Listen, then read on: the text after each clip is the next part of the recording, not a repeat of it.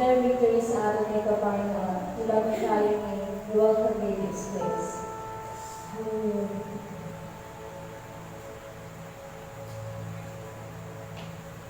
To the one, to the Lamb, and to our King above the throne,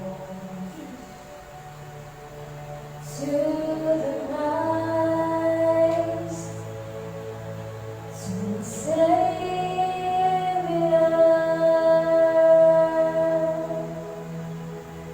and to the risen Son of God.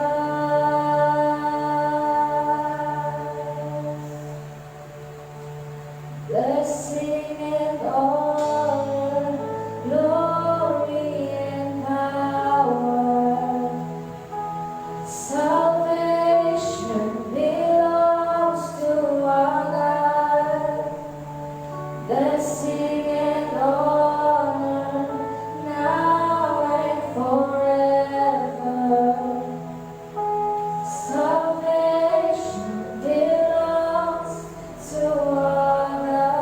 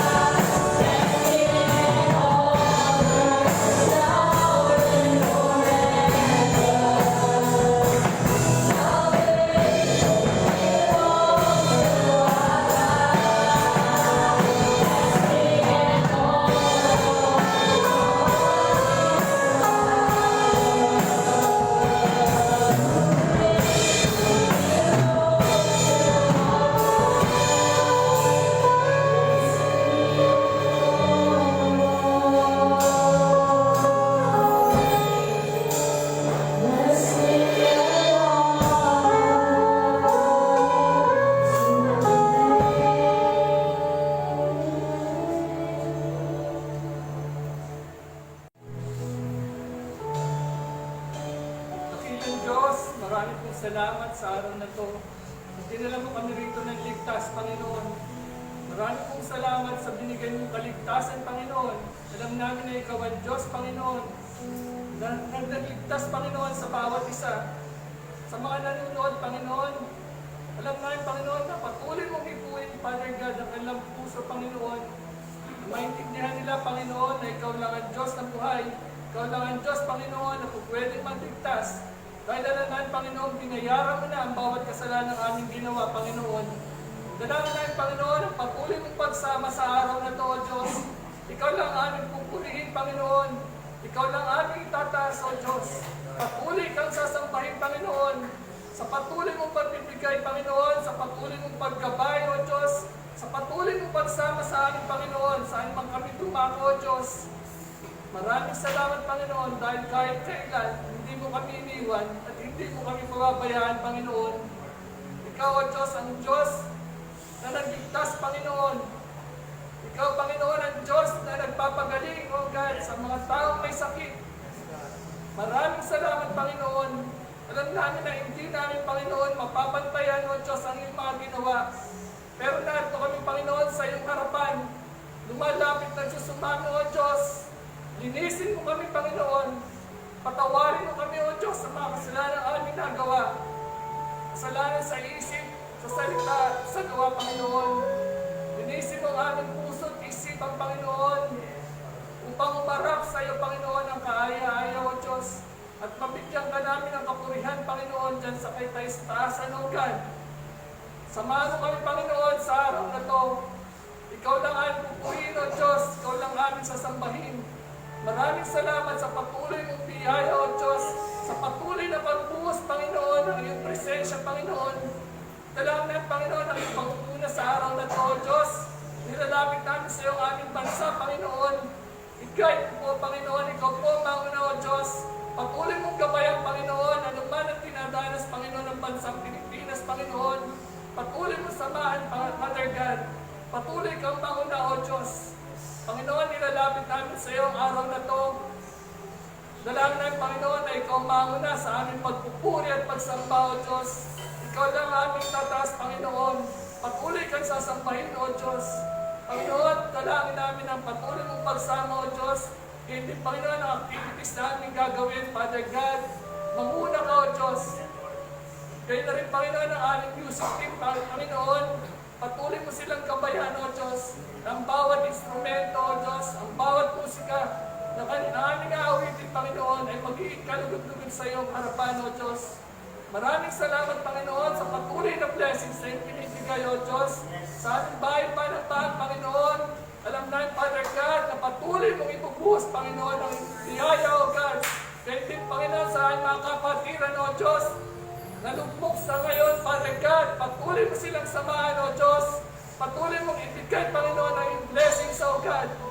Dalangin namin patuloy na lalapit sa iyo, Panginoon, ang mga kapatiran na ito, Father God. Kaya hindi po mga nakapanood sa araw na ito, Panginoon. Ipuin mo po ang kanilang puso, Panginoon, na patuloy na magbigay. Patuloy na gamitin, Panginoon, ang bawat isa. Upang patuloy na lumago, Panginoon, ang iyong kaharian din sa lupa, O Diyos. Panginoon, maraming salamat, O Diyos. Kaya Panginoon, nilalapit namin sa inyo aming mahal na Pastor, O God. Patuloy mo siyang gabayan, Panginoon. Patuloy mong ibigay, Panginoon, ang kanilang pangailangan, O Diyos. At patuloy mo siyang gamitin, Panginoon. Kaya din po, Father God, nilalapit namin sa iyo ang bawat isa, Panginoon. Dalangin namin ang iyong pangunguna, Panginoon, ano man ang dinadaanan ng bawat isa, Father God. Patuloy mo samahan, Panginoon. Alam namin, Father God, na ikaw, O Diyos, ang magbibigay ng solusyon sa bawat problema ang aming dinadaanan. Ikaw, Panginoon, ang magpapagaling sa bawat may sakit, Panginoon. Dalangin namin ang iyong banal na Espiritu, Panginoon, na siyang pumilos, O Diyos. Patuloy na gamitin, Panginoon, ang bawat isa, O Diyos. Muli, Panginoon, maraming salamat, O Diyos, sa pagsama mo sa amin. Sa ilang tunan, binabalik ang lahat, Father God.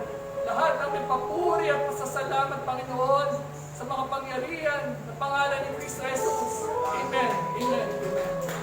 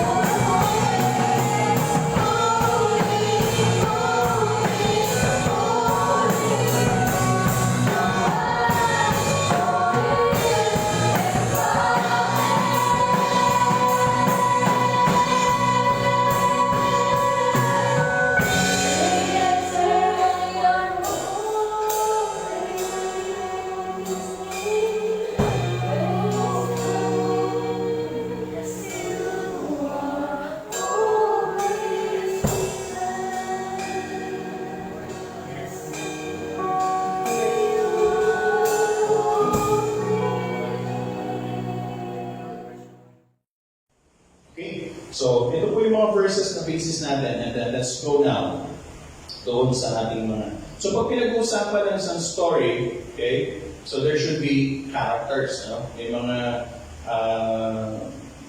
Tagalog, may characters, mga tauhan doon sa kwento yung ating binasa. So, ang mga tauhan natin, actually, ay si Jesus, no? Si Peter, si John, si James. Particular dun sa tatlo, no? Yung Tagalog nila, si Pedro, si Juan, at si Santiago. Si Peter, ang kapatid niya si Andrew, hindi kasama. O si Andres. Tatlo lang sila. And usually, ito talaga yung tatlong karaniwang kasama palagi ni Jesus pag medyo special yung kanyang lakad. Okay? Why? Kasi yung tatlo na yan is somehow considered by the Bible scholars na kasama doon sa inner circle leadership ni Jesus Christ. May 12 disciples siya, pero hindi naman lahat yun yung parang kinukonsidera niya yung of course, lahat may leadership. Kaya nga pinili ni Jesus. Pero among the 12, sila yung pinaka-leader nung kabuuan ng 12. Okay? So, bakit sila lang ang pinili?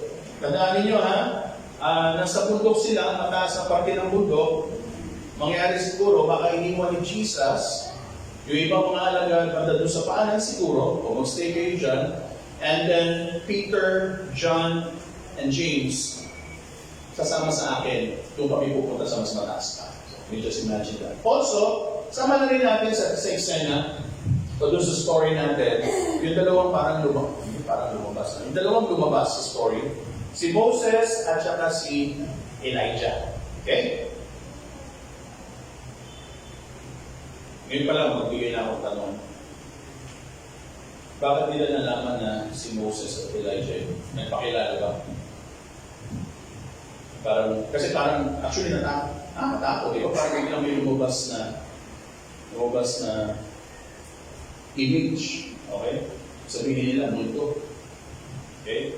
And how they were able to know na yung image na yun ay si Moses at saka si Elijah. Guys, as early as now, kailangan alam natin, bakit hindi si Abraham? Sino favorite character niyo sa Old Testament? Ako si David. O bakit hindi si David? Bakit hindi si Jeremiah? Bakit hindi si Isaiah? Pag Christmas, December na, diba? Common yung mga prophecy ni Prophet Isaiah regarding sa kapanganakan ni Jesus. Bakit hindi si Isaiah?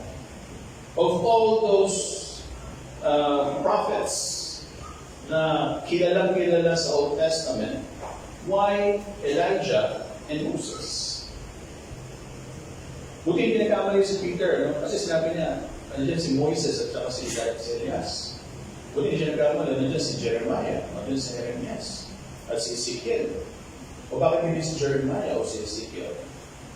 Sasagutin natin mamaya. Kung may character sa story, meron din siyang setting. So, saan ba ito nangyari? May mga Bible scholars na nagsasabi, Mount Tabor. Siguro, narinig nyo na yung pagdating sa Holy Land, sa Israel particular, yung Mount Tabor is considered as one of the holy places. Okay? So, Mount Tabor, and also yung Mount Hermon. Okay? Pero, tayo sasagot kung saan yan. Kasi mamaya may papakita ko sa inyo yung map. Okay? So, basahin natin yung Matthew chapter 16 verse 13. Matthew 16 verse 13. Adjust tayo ng isang chapter bago yung transfiguration na nangyari sa chapter 17. Verse 13 na 16. Ng Matthew 16. Nang dumating si Jesus sa lupain ng Caesarea ng Filipos. Caesarea of Philippi yan. Okay? Sa English mamaya makikita nyo. Tinanong niya ang kanyang mga alagad, sino raw ang anak ng tao ayon sa mga tao? Okay? Prior, bago mangyari yung chapter 17, nasaan yung group ni Jesus? Nasaan sila? Nasa Caesarea Philippi o Caesarea Filipos. Okay, naluto sila sa area na yun, ha? Tandaan niyo yan kasi may papakita ko sa inyo yung map. Kung meron characters, kung saan nangyari, kailan ito nangyari? Nangyari ito bago maganap bago mangyari yung kamatayan ni Jesus. Actually, nangyari ito when Jesus was actually starting to tell about his death. Kung napakinggan nyo kanina at nasundan nyo yung ating binasa sa chapter 17, okay? Yung mga huling part na yun, actually, sa verses 9 hanggang 13 na, you would notice na sabi ni Jesus, huwag mo muna sabihin yan, okay? Huwag mo muna sabihin until, no? Muling, particular doon, huwag mo muna sabihin, hanggang hindi muling nabubuhay ang anak ng tao, hanggang hindi nagre-resurrect the Son of Man. So sabihin, sa madaling salita, ang intindi nila, hanggang hindi ako nabubuhay muli. Paano mo mabubuhay muli kung hindi ka muna mamamatay, di ba? So parang natulog lang, bumangon din. Kailangan mo mamatay. So as if si Jesus, yung talinghaga na yun, sinasabi niya, mamamatay ako. Pag namatay ako, tandaan nyo, babangon ako muli. Tsaka niya lang ito sasabihin. Tama? Okay? So, okay na tayo doon, ha? Alam natin yung setting, characters, saan nangyari, kailan ito nangyari. And I'll show you this map. Ulitin ko lang, yung pangalawa. Saan ito nangyari? Sabi ng mga Bible scholars, sabi sila dyan. Ang sabi ng iba sa Mount Tabor, which is more of maraming happenings na nangyari dyan ng mga miracle things at maraming pang ibang mga kwento. Biblical stories. At saka sa doon sa Mount Hermon. So, tingnan natin yung mapa. Maliit ano? Ayan. Medyo mas malaki, pero malayo pa rin kayo. Okay. I just want to show you, ibilog dyan, may mga circles. Etong yellow circle, tingnan nyo rin doon sa screen for you na nandito ngayon. Yung bilog na yellow, yun ang location ng Mount Tabor. Okay? Yung red-colored circle, yun naman ang Mount Hermon. Okay? Yung kulay blue, nandoon yung pangalan na tinatawag natin Caesarea Philippi o Caesarea Filipos sa Tagalog. Balikan lang natin ulit doon sa chapter 16 verse 13. Nang dumating si Jesus sa lupain ng Caesarea ng Filipos, dito yun. Chapter 16 yun, ha? Lilipat pa ba sila? Susunod ang mga araw, papunta rito para lang umakyat sa pundo? O mas logical na i-considera na dito nangyari yung transfiguration. But then again, sabi nga, traditionally, sabi ng mga scholars, ng mga religious people, sabi nila hindi, nangyari sa Mount Tabor kasi mas holy ito. Pero somehow, kung susundan mo yung chronological order ng kwento at kung saan yung setting, most probably, hindi dito sa Mount Tabor nangyari. Most probably ito. I just want to give you kung gaano kataas yung bundok, ha? Sino ba yung mga nakaranas ng umakyat ng bundok? O di ba tayo, minsan, ako yung may edad, ako yung ako. Okay? Ang taas ng Mount Tabor is 1,929 feet. Easy lang, no? Convert nyo sa meter na lang. Pero mas mataas yung Mount Hermon, 9,230 feet. Hindi naman siguro pupunta sa summit sila Jesus para lang doon mag-transfigure. Okay? Pero I would assume na siguro mas higher place yung pinuntahan nila. Alam niyo, sa Biblia kasi, pag pinag-usapan ng higher places, somehow the consideration is much, much closer sa heaven. And most of the time, doon nagkakaroon ng ugnayan ang mga tao sa Diyos. Remember how Moses communicated with Yahweh doon sa Exodus? Di ba? Saan ibinigay ng Diyos ang Ten Commandments? Sa bundok. Saan nakilala ni Moses ang Diyos? Sa bundok.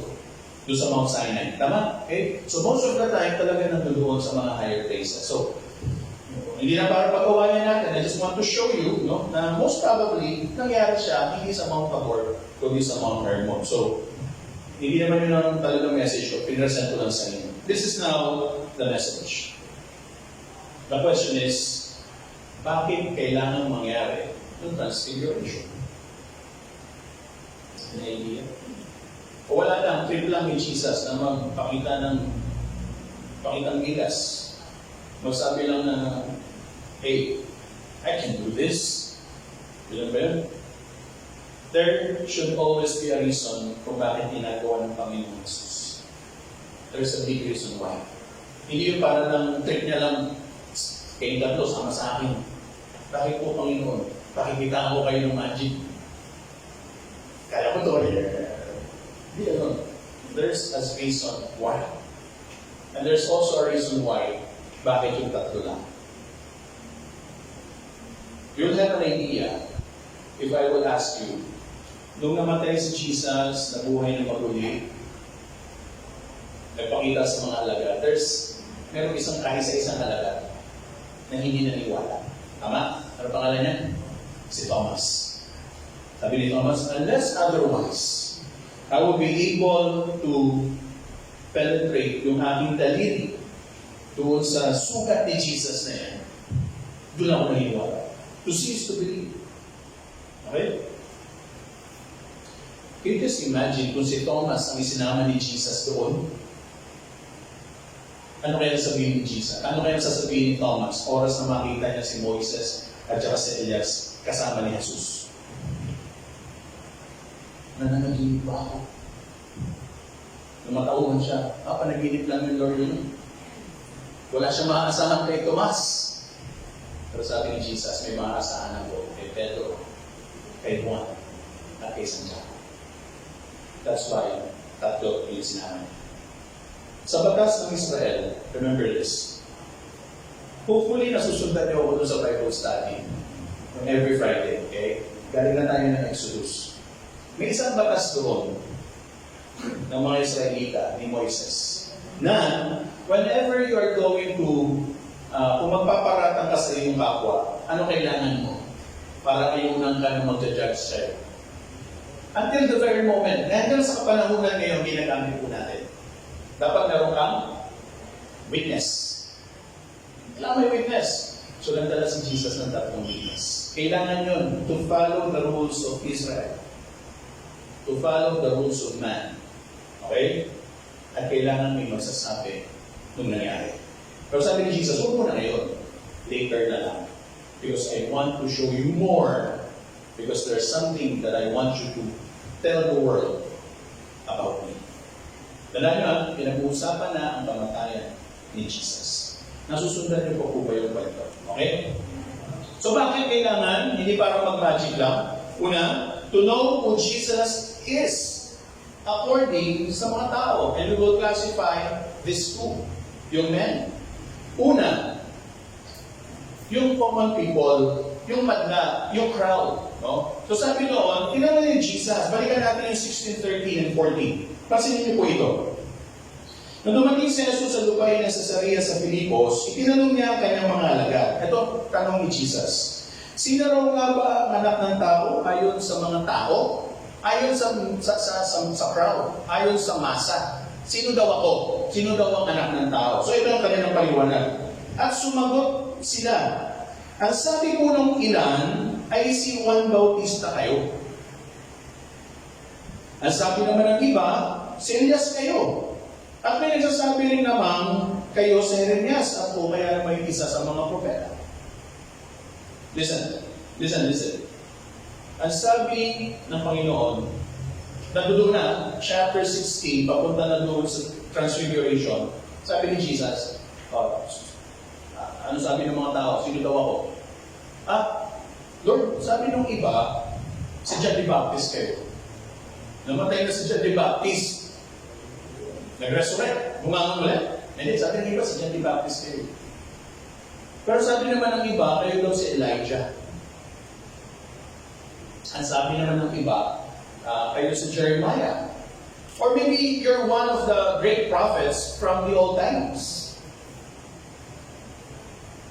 Respectful ba yun towards Jesus?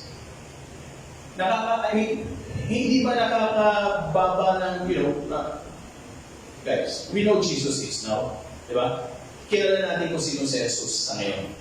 For our life, alam natin kung sino si Jesus. Tama po ba? Okay, now, can you just imagine during that time, tinatanong, sino daw ako? Napagkamalan pa si John the Baptist, napagkamalan si Jeremiah, napagkamalan si Elijah, baka napagkamalan din si Nahum. Sino po si Nahum? Wala lang, isa lang sa mga kilalang minor prophet din sa Bible. Si Hezekiah. Sino si Hezekiah? We don't know. Hindi sigurado yung mga tao. Sino ba talaga? Wala nagsabi na, you are Jesus. Wala nagsabi. Okay? Pangalawa. Kaya sabi ko sa inyo, natin sa dalawa yan. According to the masa and according to those very special few people around Jesus. So, tinanong ni Jesus. Continue tayo. Verse 15 hanggang 17 ng same chapter 16. So, nandiyan pa ba kayo? Kayo naman, ito tinanong naman ni Jesus, so pumanay naman siya sa mga alagad. Sabi niya, kayo naman, ano ang sabi ninyo? Sino ako? Tanong niya sa kanila. Sumagot si Simon Pedro, kayo po ang Kristo, ang anak ng Diyos na buhay. Sinabi sa kanya ni Jesus, mapalad ka Simon, na anak ni Jonas, sapagkat ang katotohanan ito'y hindi inihayag sa iyo ng sino mang tao, kundi ng aking amang nasa langit. So sabi ni Jesus, okay, sabi yun ng masa. Okay lang, kasi napaka-general at hindi nila ako kasama palagi. Now sabi niya, among you guys, sino ako? Siyempre, alam naman natin na talagang agresibo at napaka-talagang, alam niyo yun, gusto talagang sa kasalukuyang panahon, mapapel, ma-epal. Lord. Yung sabi niya, sino nakakaalam kung sino? Sabi niya, Peter, ako. Huwag kang magtataas ng kamay. Napan ko lang po yun. Ganun kasi talaga yung character. Ganun siya ka-aggressive. Then, Lord, ako. Masabi ni Jesus, sige. Peter, sino ako? Thou art Christ, the Son of the living God. Sabi ni Jesus, tama ka. Tama ang pagkakakilala mo sa akin. Ako ang Kristo, ang Christ is the Savior, ibig sabihin, anak ng Diyos na buhay. Tama na naman. Okay? So kaya doon, alam nyo, this is one thing that separates Peter among the other disciples. Okay? Sino po ang pinakadakila sa kanila? It was Peter. Kasi sinabi rin, itatayo ko yung aking iglesia sa pamamagitan, diba? Yung bagay sa kanya. Siya lang ang binigyan ng ganong promise, hindi binigay kay John, hindi binigay kay Thomas, hindi binigay kay Matthew, tanging kay Pedro. Kasi ganun na siya. Pero tama kasi, katumbas ang kanyang pagdeklara na, Lord, you are Christ, thou art Christ, the Son of the living God. So sabi ni Jesus, hindi ito ipinahayag, hindi ito galing sa iyo. Ipinahayag ng Ama. inilagay sa isip mo, sa puso mo, kaya mo nagsabi yan. Because you already knew me, kilala mo na ako, not because you just know me, but because God, the Father, has already revealed me to you. Nakuha niyo po. Okay? So, blessing yung katumbas noon. Okay? So, doon sa pangalawang bahagi, okay na. Pero may problema dun sa una. So, this is the reason why. Why did the event take place? Bakit kailangan mangyari? Because of this. Una pa lang yan. Pangalawa, to know who Jesus really is according to the Father. Sino ba talaga si Jesus? Punta na tayo. Talon tayo ng 17.5. So, let's see. Nakalagay mo dito, nagsasalita pa siya nang nililiman sila ng isang malingming na ulap. At mula rito ay pinarinig silang tinig. Ito naman ang sabi ng tinig. Ito ang minamahal kong anak ng lubos. Saan ang ulap? Lubos kong kinalulugdan. Pakinggan ninyo siya. This is my son to whom I am well pleased. Listen to him. Diba? So, nung una, nangyari din ito doon sa baptismo ni Jesus, diba? Binabautismohan siya ni John the Baptist. Diba? Biglang may bumukas, may bumaba na parang kalapati, symbol of the Holy Spirit, and then there's a voice galing from heaven, diba? I am well pleased. Inulit lang ng Panginoon. Inulit lang ng ating ng Diyos. Okay? So, binagita naman to know who Jesus really is according to the Father. Again, revealed by three witnesses. Peter, John, James. Ni-reveal din sa kanila. Sabi ni Jesus, huwag mo muna sasabihin niya, ha? Sabihin niyo na lang pag nabuhay na ako. Gusto kong, ayaw ko na mawala kayo sa kwento, ha? Yung pagkakasunod-sunod o yung binibigyan ko ng emphasis. Kasi marireveal dapat. Okay? So, importante yan.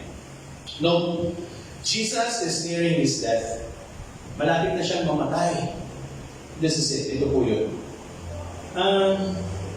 Imagine nyo kanina, sabi ko nga sa inyo, may sabit kung si Thomas yung nadala, kung si Thomas yung nadala ni Jesus. Kasi may down na agad siya. Ang dinala ni Jesus yung tatlo. Isa pa, kailangan ding magpakita ni Jesus ng ganitong pangyayari, like the transfiguration. Why? Because malapit na siyang mamatay at baka hindi maniwala. Masayang lahat ng ginawa niyang miracles. Masayang lahat ng ginawa niyang pagtuturo. Masayang lahat ng pinakita niyang compassion sa mga tao. Masayang lang lahat ng kanyang declaration that I am Christ. Ako yung Savior of the world. I am the Son of God. I and the Father are one. As if He was already saying, I am God Himself. Kung wala at hindi nangyari ang transfiguration, baka hindi mabigyang diin pa yung mga pahayag na yun ni Jesus. So, importante na nandito na sa ating kaisipan. Okay? Pangalawa, what are the major events that occurred? No? Ito yun. Jesus' appearance was transformed. Alam na natin yun. Nagbagong anyo si Jesus. Jesus transfigured.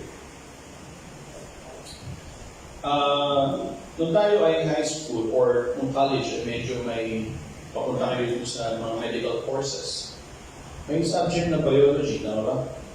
Okay, ano tawag mo sa pagpabagong anyo ng paru-paro?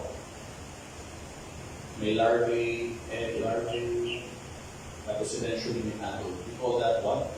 Metamorphosis. Okay?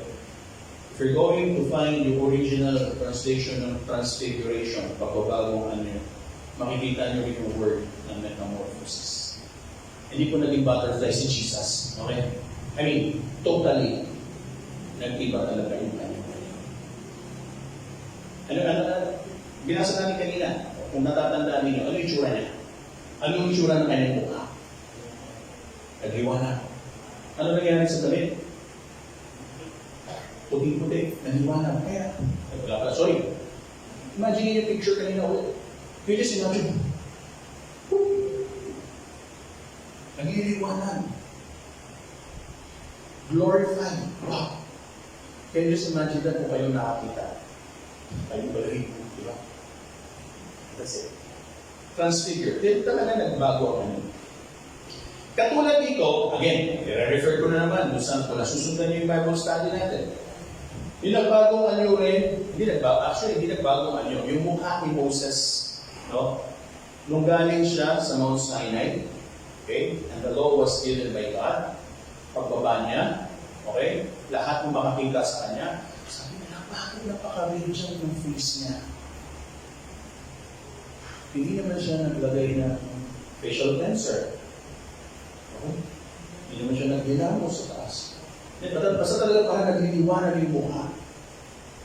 Gusto ko maniwala na talaga nagliliwanag.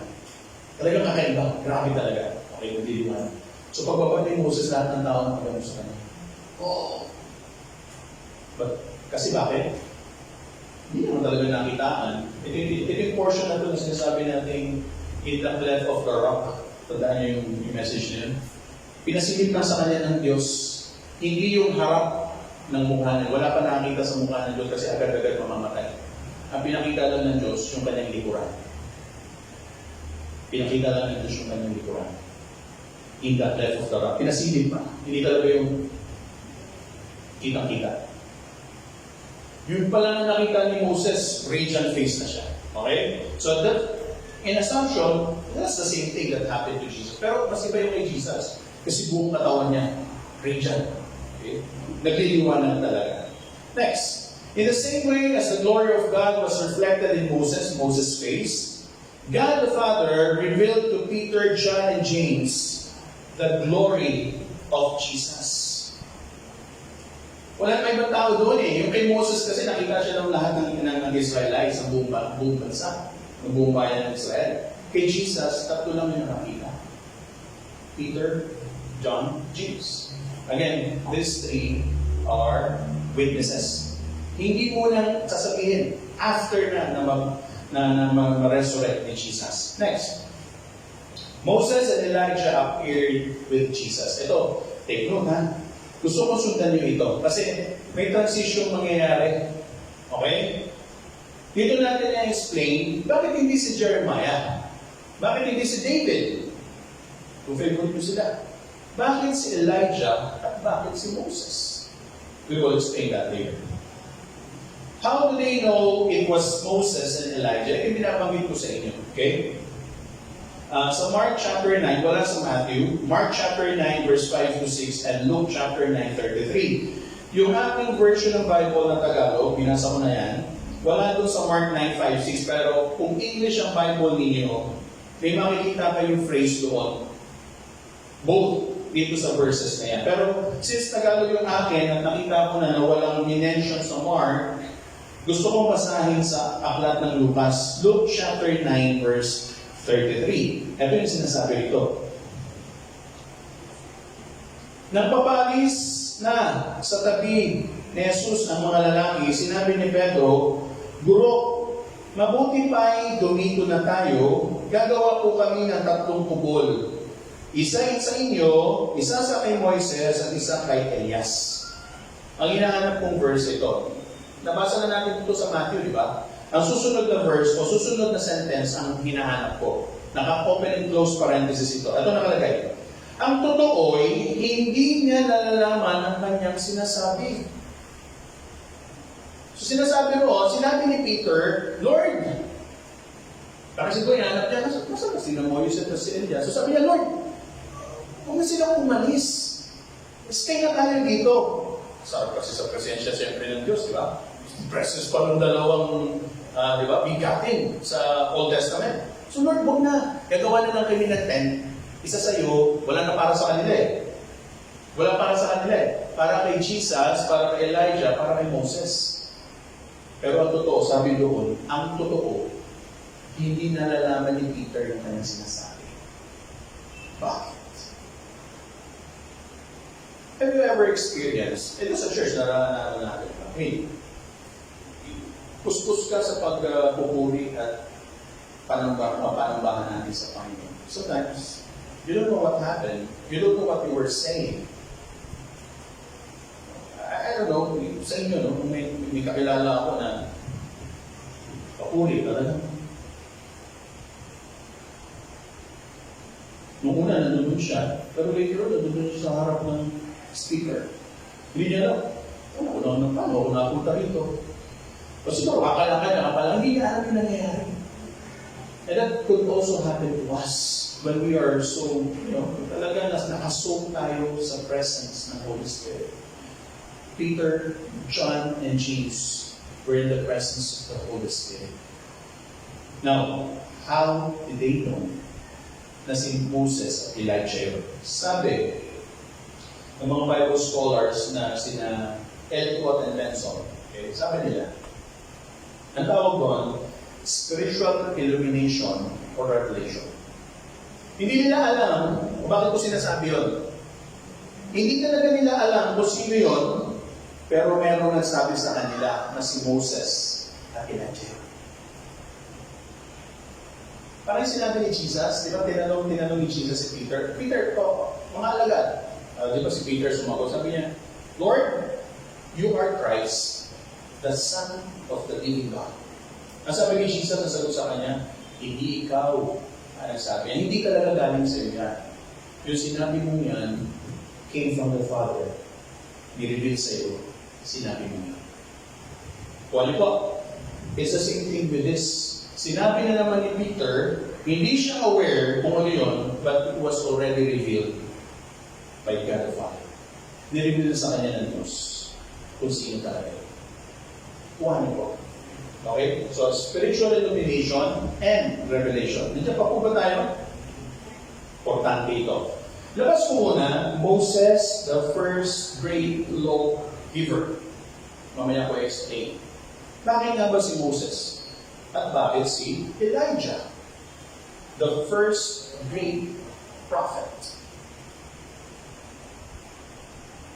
This is it. Sa Old Testament times, listen. Kaya sabi ko sa inyo, huwag niyong iaalis sa isip niyo that Jesus is already telling about His death. Sorry.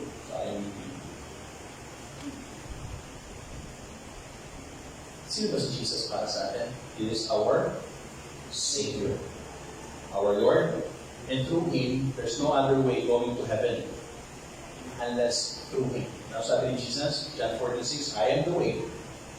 I am the way. Nobody is the way. I am the only way. Okay? Malinaw doon, ha? Okay, listen. Okay, bakit Moses at bakit Elijah? Listen. Sa Old Testament times, until the time na dumating, kahit nga sa panahon ni Jesus pa no? Nung namatay na lang si Jesus, umakyat sa langit, tapos, di ba? Right after that, tsaka na lang nagkaroon ng explanation about His life. Pero pag mula nang ibinigay ni Moses ang Ten Commandments, at yung lahat pa ng law associated with it, ang sinusundan na pamantayan ng mga Israelita sa lahat ng kanilang buhay ay walang iba, kundi yung batas na yun ni Moses. Pag hindi ka sumunod, patay ka. Pag hindi ka sumunod, may parusa ka. Pag hindi ka sumunod, meron kang curse. May sumpa sa buhay mo. Well, if follow ko naman siya, there's blessings. Transitional. Hindi na sa pamamagitan ng batas mapapawalang sala ang tao. Paano po ba naghuhugas ng kasalanan ng mga tao noong unang panahon? Under the law. They have to kill. Kailangan nilang pumatay ng mga hayop. Dadalhin, tandaan niyo yung ginamang ito sa Bible study, nagsimula sa tabernacle. Eventually, nung panahon ni Solomon, yung tabernacle na-upgrade into what? Into a permanent temple. Noong una, tabernacle lang naman yun. Eventually, panahon ni Solomon, naging temple. Permanent na. Yung tabernacle kasi moving yun. Kahit sa panahon ni David, moving yung tabernacle na yun. Kung nandun ko saan naroon yung kapanantipan, di ba? Panalo sila palagi. That's the difference. Presence of God kasi yun. Kaya importante sa kanila. Now, listen. According to the law, ang kasalanan mo may kabayaran. Mas mabigat, mas malaki ang hayop na kailangan patayin. So, can you just imagine that kung gaano kabaho, o gaano kalansa, sa tabernacle nung una at saka sa temple. Saksakan ng daming dugo na dumadanak. Lagi may pinapatay. Hindi tao. Hayop. Pinapatay. Ang pinaka-greatest na handog na kailangan mong gawin, yung tupa. Kaya Lamb of God. Diba? Importante yung tupa noong unang panahon. Yun na lagi nila papatay. Yung tupa kailangan hindi pilay, maganda, walang sakit. Para maging magandang hain sa Diyos. Now, once and for all sa panahon ni Jesus, hindi na under the law. But Jesus offered Himself. God Himself offered His Son. God Himself offered Himself para maging kabayaran ng lahat ng kasalanan. Transition from the old one, from the old policy to the new policy. Mamaya ko sasabihin yung iba pa, okay? Punta naman tayo kay Elijah. Why was Elijah considered as the first great prophet? I would say the greatest prophet, malamang. Of all, why? Among the prophets, with the exception of Enoch, Moses din, siya lang ang tanging prophet na hindi na inilibing ang kanyang katawan kung umalis siya sa mundo. Paano umalis si Elijah? Merong karwahe, yung chariot of fire, bumaba mula sa langit. Kinuha siya, o sa kanya roon, eventually, umalis na rin siya. No? Parang aeroplano, dinagit lang siya. Kasama niya pa si Elisha, si Eliseo, tabi niya pa. Yan, dinagit. Kita pa ni Eliseo, umakit na sa langit si Elijah. Yung bati niya, walang naglibig. Walang katawan si Elijah sa mundo ito. Kasi yung bati niya, nandun mismo sa langit. Ang tanong, nasa naman yung bati ni Enoch? Same way. Enoch was also raptured. Dinala sa heaven. Nasa ang bati ni Moses? Sabi, inilibig. Pero according to sa Jude, isa lang naman ang chapter ng Jude, basahin nyo sa verse 9. Until the very moment, binabantayan ng anghel ang katawan ni Moses na nakalibig somewhere in Israel. Walang pwedeng makakita. Ganun mga special kay Moses. Okay? So, great prophet, Elijah, kasi kakaiba yung kanyang kamatayan. Actually, hindi siya namatay. He was just transferred from earth to heaven. Gusto niyo mangyari yun sa atin? Posible ba mangyari sa atin yun? Yes. Through the rapture. Okay? We never know. Mamaya bigla. Because I believe I'll be included in the rapture. Kung hindi pa ako mamamatay. Baka bigla na lang. Basta anytime ha? Baka pag nagsasalita ako ito, bigla makita nyo na nalaglag yung damit ko, alam nyo na kung nasa na ako. Pero ayoko naman makita nyo. Bakit?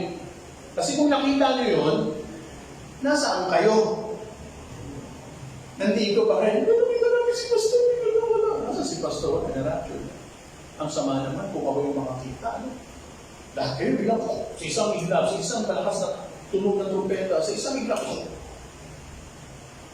Yung sabi ko, guys, hello? Hello, nasaan kayo? Si Pastor lang na naiwan, ano? Si Pastor pa hindi na-rapture. Okay.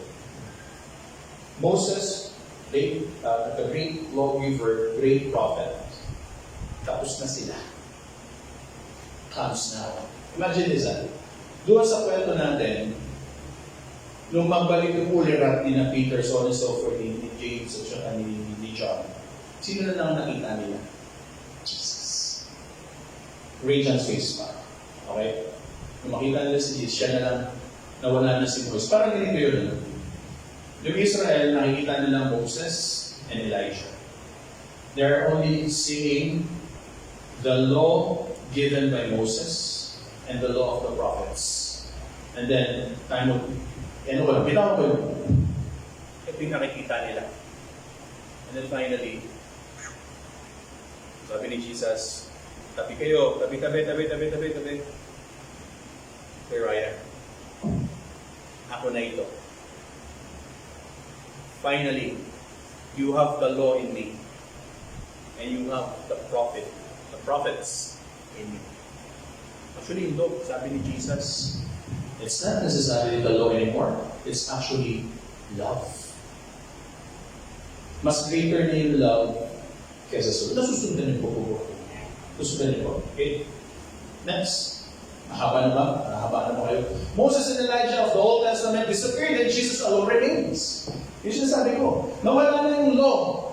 Nawala na yung prophets. Sabi ni Jesus, oy, ako na to. Talk to me.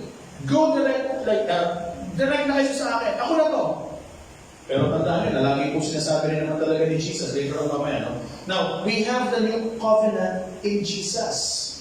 Wala na yung law. Wala na yung prophets. There's a new covenant now with Jesus. Trivia. Sa Revelation chapter 4 verse 6, 11 verses 4 to 6, may sasabihin dyan dalawang witnesses during the tribulation period na mangyayari sa mundo ito. Okay? May dalawang witness, dalawang saksi. Ang sabi ng mga Bible scholars, muling mag-appear. After the transfiguration of Jesus, yung dalawang mama na yun sa tabi ni Jesus will appear again sa revelation period, sa tribulation, during the tribulation, meron dalawang mag-appear. So, sino yun? It's Moses, again, and Elijah. Sila ulit yung lalabas. May iba nagsasabi, baka si Enoch. Kasi sabi, pwede naman mag-appear anytime si Enoch eh. Kasi na yung katawan niya, nasa heaven din, pwede siya bumalik dito. Nagiging mystical na ba yung usapan natin? Anyway, that's something for us to see in the future. Makikita pa rin naman natin yung ma-rapture man tayo o hindi, masasaksihan natin. Okay? So there are two witnesses. Number 3, God the Father told Jesus is, Matthew 17:5, sabi niya, the Word, di ba sabi niya, ito ang aming anak, of whom I am well pleased. Listen to him. Jesus revealed as the God of Son, as God the Son. God the Father, God the Son, God the Holy Spirit. Ay, tatlo pala ang Diyos natin. Wala pong tatlo ang Diyos. Ang Diyos ko rin, isa lang. Pero yung kanyang manifestation, yung kanyang representation, in the Old Testament, He was known as God the Father. During the New Testament time, He was known as God the Son. When He resurrected and went up to heaven, sabi niya, somebody will come down as your comforter. And that will be my spirit. God, the Holy Spirit. Up to this very moment, ang nararamdaman natin, ang presensya niya nasa sa atin through the Holy Spirit. There's only one God, but three persons. Okay? Three manifestations in one God. So, ibig sabihin, as we all know with our doctrine, God the Father, God the Son, and God the Holy Spirit is the same. Is the same God. In one God. Hindi na po yun, okay? Para hindi makuha ng ibang. Siguro, may meron po bang hindi aayon po. Siguro sa atin wala, pero baka dun sa... Okay, listen to him. Sabi doon sa Bible, o sabi doon sa Matthew 17:5, listen to him. Jesus claims that He is God. Pastor, doktrina na to. Doktrina ito, and I will die for it. Why? Kasi sabi doon sa John chapter 10, verse 30, Pastor, how would you know? And we know that na may iba naman din talaga mga religions that they are not claiming. That they're claiming that Jesus is really not God. Pero sabi doon sa John chapter 10, verse 30, malinaw po dito, sabi ni Jesus, si Jesus ito, ako, at ang Ama, ay iisa. Alam niyo, sa totoo lang, ng Old Testament, if someone would claim that He is God, automatic, bakit? Blasphemous yun eh. Paglapastangan at pagwawalang galang sa Diyos yun. Puti mo ang Diyos ang papatay sa iyo. Bakit kaya si Jesus hindi namatay? Nung sinabi niyang, ang Diyos o ang Ama at ako ay isa. Pag di siya namatay, eh siya ay mga siguro. It's just revealing that, God and I is one. Ako yun. Malinaw po ba? Ito yung sinasabi ko rin, John 14:6. Ano ba sabi sa John 14:6? Sabi ni Jesus, walang ibang daan. If you want to go to heaven, if you want to go to the Father, there's no other way. Sabi ni Jesus, I am the way, I am the truth, and I am the life. No one comes to the Father, and no one comes to heaven except through me. Yun lang, di ba? Bakit ba laging ginagawa natin ang napaka-komplikadong bagay, maraming mga bagay sa mundo? Diba? Hindi naman yung fake news. That's good news. Tama hindi. Pero marami pa rin kino-complicate. Yan. Listen to His words, principles, and not of this world. Oh, sundan ko na yan dito. Kamusta kayo? Dito mga nakaraang mga araw, nakaraang mga buwan, nakaraang mga taon, especially tayo po ay nasa bahay lamang, medyo ang mga tao, it's true that we are, majority of us work from home. Ha? Pero, kamusta yung ibang mga time natin? Saan ba natin na ibubukod? So, masyado ka naman, masyado ka naman okay, masyado ka naman, hindi nga eh. Ganito na lang. Practical. I am not saying na sarili ko ay exempted for that. Masyado ba tayong loaded with so many things happening around us? Okay? Things that are happening sa environment, things that are happening sa politics, things that are happening not only in the Philippines but also happening in the US. Masyado tayong loaded with so many things. Okay? Pagka minsan sa sobrang inis mo, ano na napakakawalan mo? Buti kung usapang sa kanto lang, o usapang barbero lang, kwentong barbero lang ang pag-uusapan, hindi naman i-record. But if you were able to click, and send before you think, saan nadadalhin ka? Naturingan tayong Kristiyano. Pero ano ba ang sinasabi mo sa mga divisive? Pag pumali ka sa ganito, divisive. Maybe some of you know my political preferences, but as much as possible, I don't like to tackle about it. Kaya sabihin niyo, stop ka na. And you wouldn't even understand me. Sabihin, hindi, Pastor, mag-usap na lang kasi sa Bible, huwag lang sa politika. Sige, kaya nga ganun. Di ba? Ang nakukuha niyo po, polarizing, lalo tayo mga Pilipino. Minsan pagkakadala,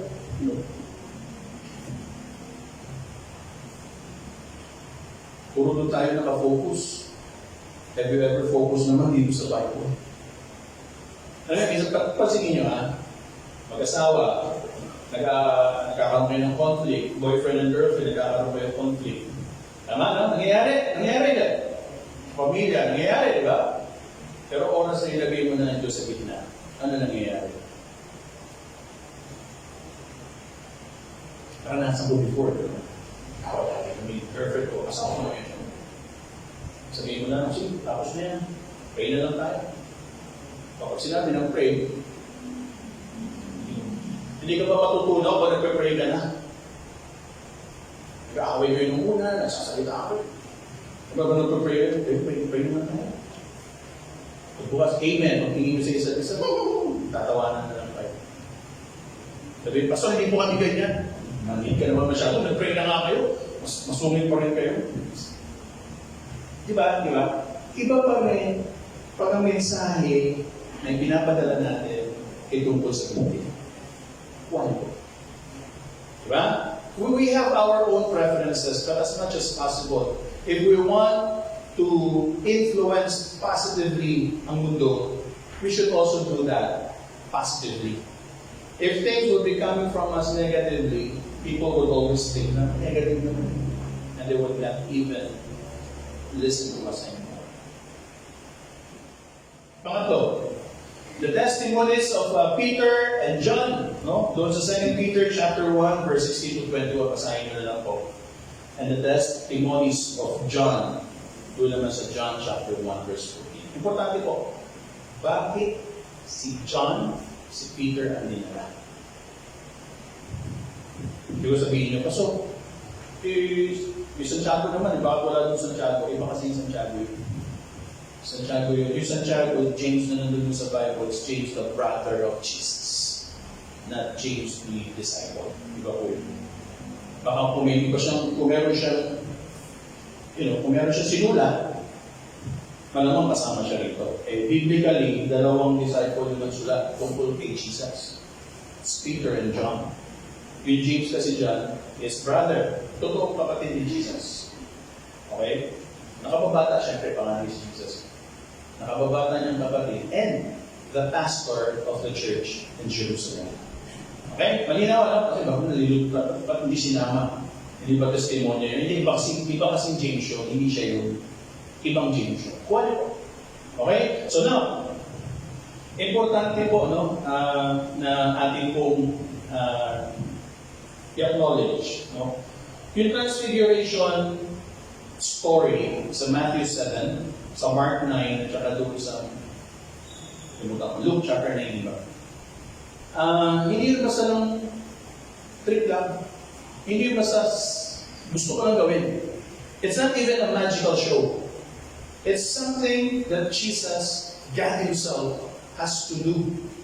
Kailangan niyang gawin to reveal who really is. Kung sino ba talaga siya para sa mga tao. Without that transfiguration, baka somehow may kulang sa pagpapakilala ni Peter, ni John, at saka ni James. Nakuha niyo po.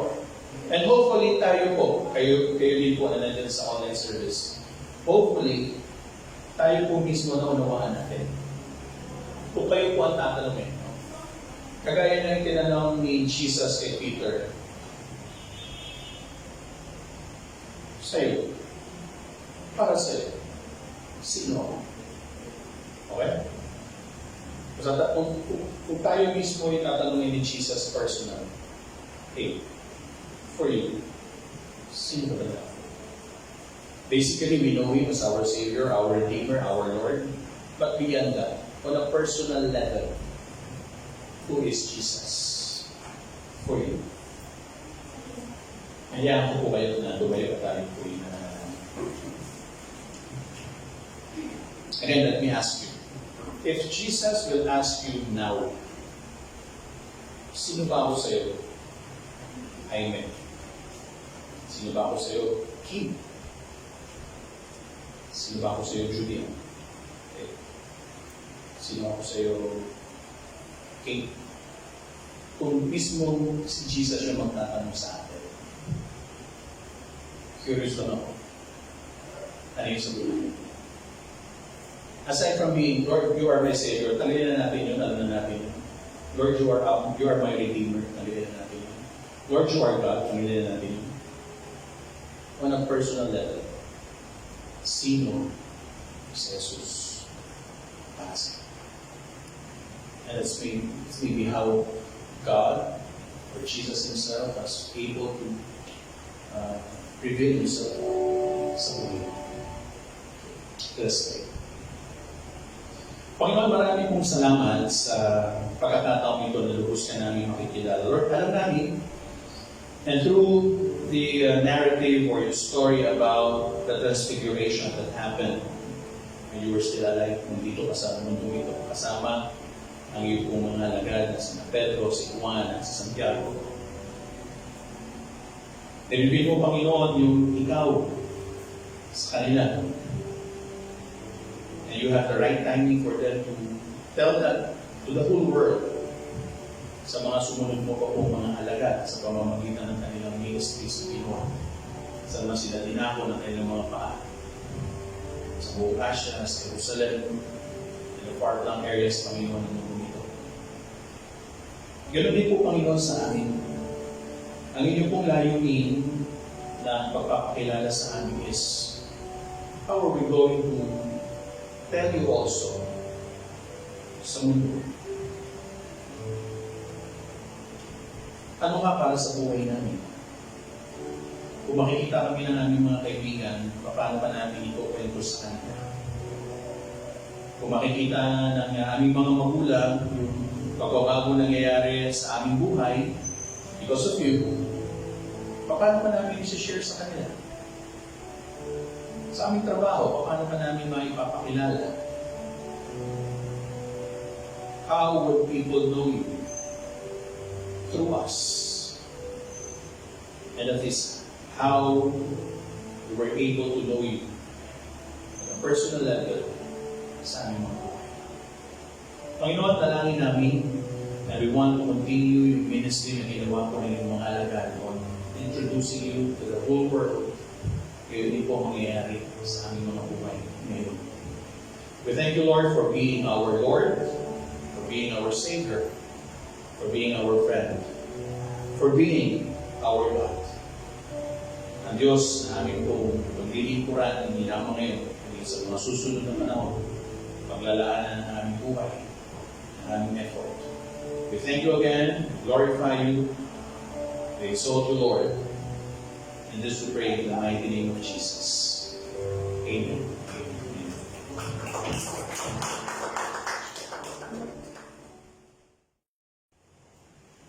As we continue to worship God, huwakan natin yung mga kaloob natin and let's pray. Yes, Lord, nagpapasalamat kami, Panginoon, at naniniwala kami, Panginoon, that you are our great provider, Panginoon, sa buhay ng bawat isa sa amin, Lord. Panginoon, mga kaloob na po, Panginoon, yung mga wala, Panginoon, na namibigay, Panginoon, yung mga estudyante, Panginoon, may mga trabaho, Panginoon, ingatan mo sila, Panginoon. Ikaw po yung mag-provide, Panginoon, ng bawat pangangailangan, Panginoon, namin. Alam namin, Panginoon, na ikaw, Panginoon, ay nagbibigay patuloy, Panginoon, ng blessing, Panginoon. Hindi, Panginoon, hindi, Panginoon, nagkukulang, Panginoon, kundi umahapon, Panginoon, yung pagpapala, Panginoon, na iaalay ko, Panginoon, sa mga anak ko, Panginoon. Itong mga offering na ito, Panginoon, gamitin, Panginoon, sa patuloy, Lord, na paglago, Panginoon, ng gawain para sa iyo, Lord, para sa kaluwalhatian mo, Panginoon. Kung kami sa mga dalangin, sa pangalan ni Jesus, Amen.